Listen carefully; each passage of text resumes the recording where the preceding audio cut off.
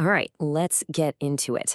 We're about to take what looks like, honestly, the most boring document you can possibly imagine and show you that it's actually a treasure map. It's hiding a story of growth, risk, and a community's fight for its very future. And here it is, the agenda for the Board of Supervisors meeting in Navajo County, Arizona. At first glance, yeah, it's just a wall of text, right? Contract renewals, proclamations. It's exactly the kind of thing most of us would see and just immediately tune out. But here's the thing. This isn't just some to-do list. It's the official record of a community in motion. Every single line item, every approval, every public comment, it's a clue to a much bigger story that's playing out. And that's the question we're going to answer. By decoding this document and the data behind it, we're going to uncover the powerful competing forces that are shaping this corner of the American West. You see, the story of Navajo County is really a story of tension. On one side, you have this massive push for growth and development, but on the other, you've got some really serious underlying economic risks. Let's look at the numbers. First, let's talk about the growth. I mean, wow. According to the county's own data, new single-family home construction permits jumped a staggering 36% year over year. That is a huge signal of high demand and a construction sector that is absolutely booming. And you can really see the scale of that jump right here. Permits went up by over 100 in just 1 year. People are building, and they're building fast. But this is where the story gets a whole lot more complicated. Because at the exact same time all this new construction is happening, more than a quarter of all the existing homes in the county are vacant. Just empty. That's an incredibly high number, and it points to a very different reality on the ground. So you see, this is the paradox. How can a place be experiencing a massive building boom and at the same time, some pretty significant economic strain? Well, believe it or not, that agenda we looked at, it gives us the answer. So let's get back to the paperwork and see how the county is actually making this happen.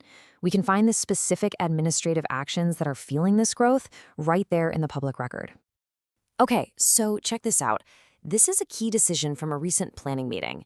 The county is basically changing its rules to allow for more accessory dwelling units. You know, ADUs. Think granny flats or backyard cottages. It's a direct government action designed to pack in more housing. And it's not just these small-scale additions. Oh no, the county is also giving the green light to major subdivisions. For example, they just approved an amendment for a development called Starlight Ridge Estates that adds almost 80 new single-family homes and over 70 townhomes. The growth engine is firing on all cylinders.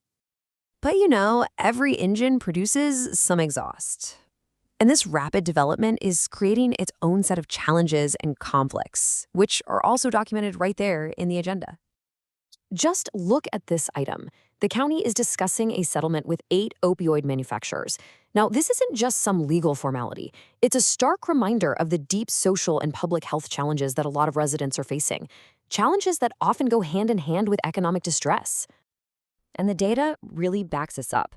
While the statewide foreclosure rate in Arizona is about 1 in every 4,600 homes, Navajo County is one of the top 5 counties for foreclosures. That super high vacancy rate we talked about earlier, well, this is a big part of why. This growth is also creating some serious friction with the people who already live there. During the call to the public part of these meetings, citizens have been pretty clear about their grievances. They feel left out of the process, they're worried about huge projects like wind farms, and frankly, they feel like the board just isn't listening. This quote from a resident, Lisa Vincenti, just captures that frustration perfectly. She talks about a year-long effort by citizens to be heard on a big zoning change, only to feel completely shut out in the end. This is the human side of that tension between growth and community. Now, in the middle of all this high-stakes drama, we can't forget that a county still has to, run. The agenda also reveals the day-to-day business of just keeping the lights on. This quick timeline of that September 9th meeting shows that mix perfectly. You've got these routine items like proclaiming Navajo County Fair Days or awarding a contract for an equestrian crossing. And they're sandwiched right next to a major discussion on the opioid settlement. It's a perfect snapshot of local government in action. Okay, so we've got growth, we've got risk, we've got public frustration, and we've got routine business. What does this all mean in practical terms? Where is the opportunity here, and where's the danger? This table really breaks it down for us. In places like Show Low and Pine Top, you've got strong growth and good schools, but land is a bit pricier. Then you have areas like Snowflake, where land is more affordable and there's high potential, driven by new projects.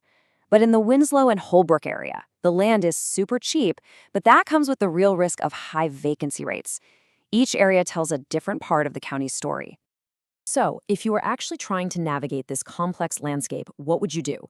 Well, this checklist, which is drawn from real investment analysis of the area, gives you a roadmap. You'd check the obvious stuff like taxes and zoning, but you'd also have to dig into school ratings, local vacancy rates, and even infrastructure. You've got to understand both the paperwork and the reality on the ground.